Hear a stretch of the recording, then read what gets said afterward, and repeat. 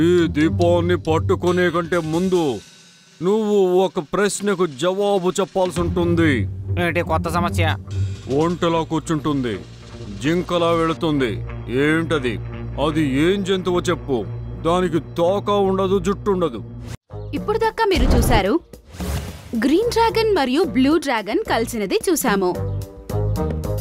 మరి ఇదంతా ఇవి ఎందుకు చేశాయంటే అవి మాయాద్వీపాన్ని స్వంతం చేసుకోవాలనుకున్నాయి. మాయాద్వీపం పెట్టిన ఆ స్వరంగంలో డ్రాగన్ ఎప్పటికీ వెళ్ళలేదు. అందుకు గ్రీన్ డ్రాగన్ మింకు ఎలుగుబంటిని అక్కడికి వెళ్ళడానికి ఒప్పిస్తుంది. తర్వాత ఏమైందంటే మరుసటి రోజు మోంటుకోతి మొదటి నుంచే మింకు ఎలుగుబంటి ఇంటి దగ్గర దాక్కుని దాన్ని ఎప్పుడూ గమనిస్తూ ఉంది. మాయాద్వీపం లాంటిది ఏదో ఉంటదంటే నాకు అసలు నమ్మబుద్ధే కావట్లేదు. కానీ ఈ గ్రీన్ డ్రాగన్ ఏంటి ఇలా చెబుతోంది? అదేంటో తెలుసుకోవాలంటే వీళ్ళ వెంట పడాల్సిందే. కాసేపయ్యాక గ్రీన్ డ్రాగన్ మింకు ఎలుగుబంటి ఇంటికి వచ్చింది. పద మింకు ఎలుగుబంటి, నేను నిన్ను ఆ ప్రదేశానికి తీసుకెళ్తాను. ఆ రహస్య సొరంగం ఎక్కడుందో అక్కడికి. పద గ్రీన్ డ్రాగన్. గ్రీన్ డ్రాగన్ నల్ల కొండల వైపు దానిని తీసుకెళ్ళింది. మోటు కోతి కూడా మెల్లగా వాళ్ళ వెనకాలే వెళ్తూ ఉంది. ఒక 1 అవర్ నడిచిన తర్వాత వాళ్ళొక చోటునొచ్చి ఆగారు. అక్కడ 2 మర్రి చెట్టులు కొంచెం దూరంలో ఉన్నాయి. మింకు ఎలుగుబంటి, ఈ 2 చెట్ల నుంచి చెరొక ఆకు తెంపుకొని రా. దాని మాటలు విని బాలు ఎలుగుబంటి 2 చెట్ల నుంచి ఒక్కొక్క ఆకును కోసింది మరియు దాని దగ్గరకు వచ్చింది. ఇప్పుడు ఈ 2 ఆకుల్ని నేల మీద పెట్టు, ఇంకా చేతులు జోడించి నీ కళ్ళు మూసుకో. దాని మాటలు విని అది చెప్పినట్లే మింకు ఎలుగుబంటి చేసింది. భూమి మీద ఆకులు పెట్టిన చోటు భూమి సీలిపోయింది మరియు అది తలుపులా మారింది. మింకు ఎలుగుబంటి కళ్ళు తెరిచి దాని ముందు ఉన్నది చూసి దాని కళ్ళు తెరిచినట్లే ఉన్నాయి. ఇలాంటి అద్భుతాన్ని నేనైతే ఇంతకుముందు ఎప్పుడూ చూడలేదు. మింకు, నువ్వు దీని లోపలికి వెళ్ళిపో. ఈ సొరంగంలోకి వెళితే ఒక చోట నీకు ఆ మాయాద్వీపం దొరుకుతుంది. దాని మాటలు విని మింకు మెట్ల నుంచి కింద దిగుతూ ఉంది. అది ఆ మెట్లు దిగుతుండగా దాని వెనకాల ఉన్న మెట్లు అన్నీ మాయం అయిపోతూ వస్తున్నాయి. అప్పుడు దాకా అక్కడే దక్కున్న మోంటు కోతి వేగంగా పరిగెత్తుకుంటూ వెళ్తుంది. ఆగు మింకు, నేను కూడా వస్తున్నాను. మోంటు కోతి ఆ సురంగంలోకి దుమికి కింద ఢలామని పడిపోయింది. ఇక్కడ మెట్లు ఉండాలి కదా. దాన్ని చూసి మింకు చాలా ఆశ్చర్యపోయింది. అరే మోంటూ, నువ్విక్కడున్నావేంటి? నేను ఈ సహాయం కోసం వచ్చాను మింకు. గ్రీన్ డ్రాగన్, ఇక్కడ మెట్లన్నీ మాయమైపోయాయి. ఇక్కడ నుంచి పైకి ఎలా రావాలి? మీరేం దిగులు పడకండి. ఎప్పుడైతే మాయాదీపం నీ చేతికొస్తుందో అప్పుడు మెట్లు వాటంతట అవే వచ్చేస్తాయి. ఇప్పుడు వెళ్ళండి, ముందుకెళ్ళండి. నేను ఇక్కడే నిలబడి మీకోసం ఎదురు చూస్తూ ఉంటాను. ఈ డ్రాగన్ మొదటి నుంచి నాకు చాలా అనుమానంగానే ఉంది. పద మోంటూ, ముందుకు వెళదాం. చూద్దాం ఇది మనకి సహాయం చేస్తుందా లేదా మనతోనే ఆటలాడుతోందా అని. మింకు ఎలుగుబంటి మరియు మోంటు కోతి ఇద్దరు ముందుకు వెళ్లారు. వాళ్ళ ముందున్నది చూడ్డానికి చాలా అందంగా ఉంది. భూమి మీద మెరిసిపోతున్న బంగారం మరియు వెండి పడి ఉంది. అప్పుడు మోంటుకి ఒక అందమైన ఆడకోతి కనబడింది. అరే, ఎంత అందమైన ఆడకోతిది. మోంటూ, కళ్ళకి మోసంలా ఉంది ఇది. అటు చూడకు నువ్వు. దాని యొక్క మాటలని అంచనా వేసి మోంటు కోతి ఆ కోతి దగ్గరికి వెళ్తుంది. దాన్ని తాకగానే అది గాలిలో మాయమైపోయింది. మోంటు కిందకి పడిపోయింది. నేను చెప్పాను కదా ఇదేదో మాయగా ఉందని. సరే ముందుకెళ్దాం పద. వాళ్ళిద్దరూ కొంచెం ముందుకి వెళ్తారు. అప్పుడు ఒక గుట్ట మీద మెరిసిపోతున్న మాయాద్వీపం పెట్టున్నది కనబడింది. అవును, మనం ద్వీపాన్ని పట్టుకున్నాం.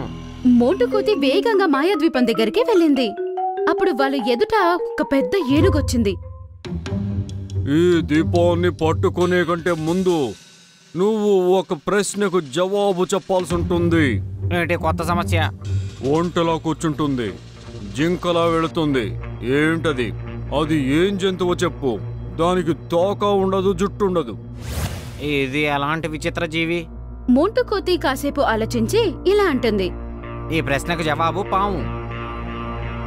అలా అనుకుని మోంటు కోతి మాయాద్వీపాన్ని తాకింది. అప్పుడు సడన్ గా దానికి షాక్ కొట్టింది మరియు అది దూరంగా వెళ్లి పడింది. ఒంటిలా కూర్చుంటుంది, జింకలా నడుస్తుంది, ఇంకా జుట్టు తోక లేని జంతువు ఏమై ఉంటుంది? ఈ ప్రశ్నకి జవాబు కప్ప. అలా అని మింకు ఎలుగుబంటి మాయాద్వీపాన్ని తాకింది. దానికి ఏం కాలేదు. నీ జవాబు సరైనదే మింకు ఎలుగుబంటి. ఇక నువ్వు ఈ మాయాదీపానికి యజమానివి. అలా అని ఏనుగు మాయమైపోయింది. ఈ దీపం నన్నెందుకు జాడించి కొట్టింది? నా జవాబు అయితే సరైందే కదా.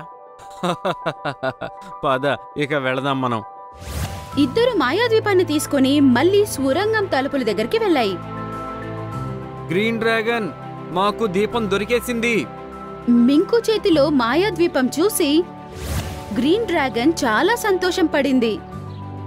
ఇటేవో మింకు ఎలుగుబంటి, తొందరగా దీపాన్ని పైకి విసిరివెయ్యి. ఈ దీపాన్ని మేము పైకి వచ్చిన తర్వాత ఇస్తాములే. ముందు మమ్మల్ని ఇక్కడి నుంచి పైకి తీసుకురా. దీపం మా చేతిలోకి వచ్చిన తర్వాత కూడా మెట్లు వెనక్కి రావడం లేదు.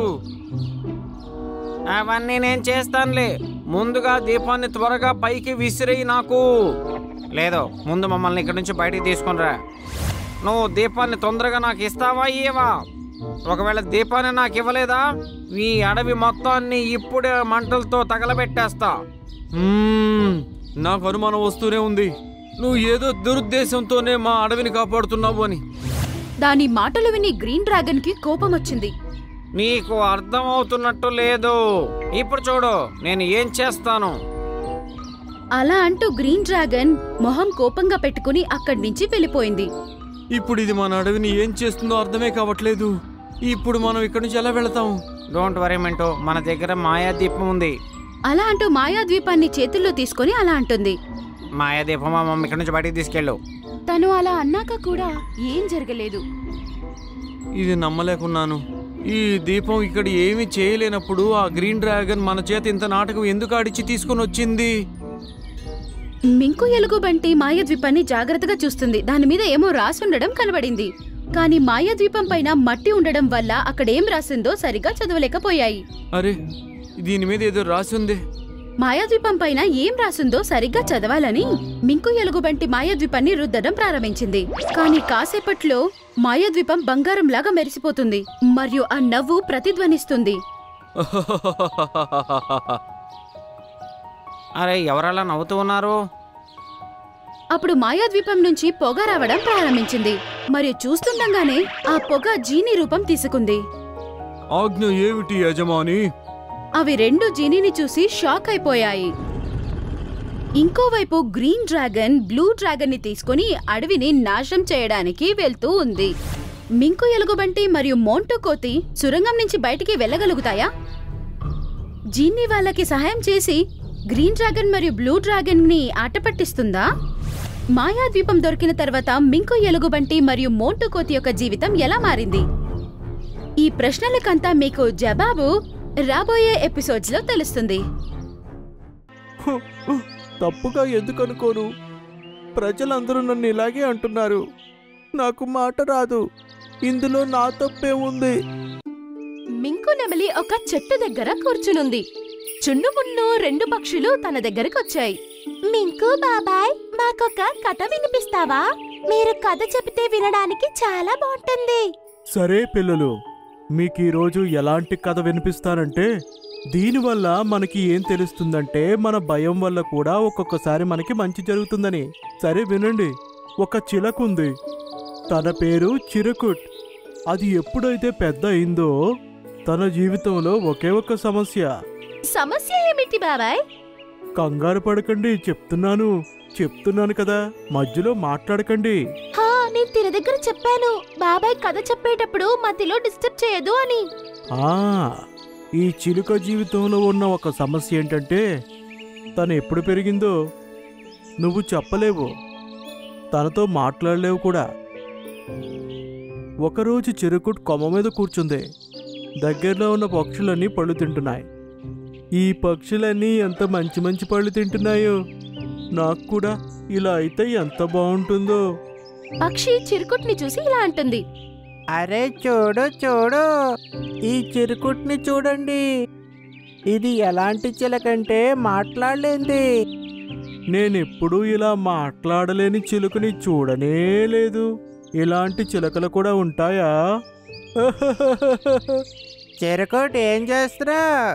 నీకు కూడా ఈ మధురమైన పళ్ళని తినాలనిపిస్తుందా? ఇదిగో రా, తీసుకో, తిను తిను. చిరుకుట్ ఆ పండును తీసుకోవడానికి ముందుకు వెళ్తుంది. అప్పుడు ఆ పక్షి ఈ పండుని లాగేసుకుంటుంది. ఇంత తొందర నీకెందుకు చిరుకుట్? సరే, పాట పాడి చూపించు. విన్నాను నీ గొంతు చాలా బాగుంటుందటగా. అలా అని పక్షులన్నీ నవ్వడం ప్రారంభిస్తాయి. మరియు చిరుకుట్ పాపం చాలా బాధపడుతుంది మరియు ఎగిరి వేరే చెట్టు మీదకి వెళ్ళిపోతుంది. అప్పుడు చింకీ పక్షి చిరుకుట్ దగ్గరికి వచ్చింది. ఆ పక్షులు మాట్లాడిన విషయాలన్నీ నేను అన్నీ విన్నాను. నువ్వు బాధపడకు. చిరుకుట్ కళ్ళల్లో నుంచి నీళ్ళొస్తున్నాయి. తప్పుగా ఎందుకు అనుకోను? ప్రజలందరూ నన్ను ఇలాగే అంటున్నారు.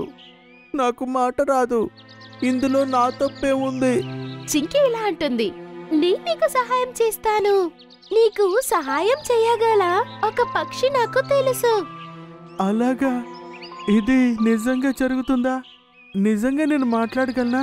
అవునన్నయ్యా, ఎందుకు కాదు? నువ్వు నాతో రా.